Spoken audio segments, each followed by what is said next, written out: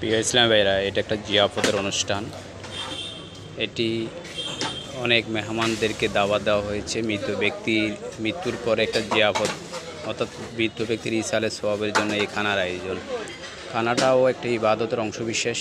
মানুষের অভুক্ত মানুষকে খাওয়ানো, আত্মীয় স্বজনেরদেরকে খাওয়ানো, মসজিদের মুসল্লিদের খাওয়ানো, সকলকে দাওয়াতে দেওয়া হয়েছে।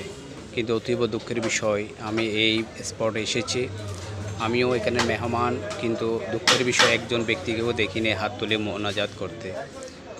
উদ্দেশ্য মায়াতের ইসালে সওয়াবের জন্য।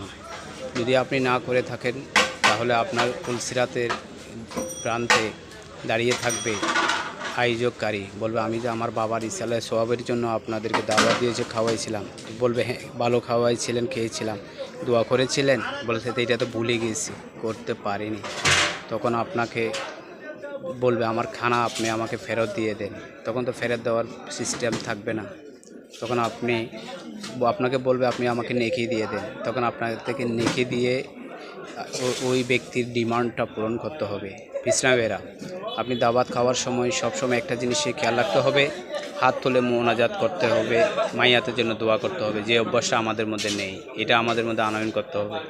আসুন আমরা সঠিক পথে পরিচালিত হই।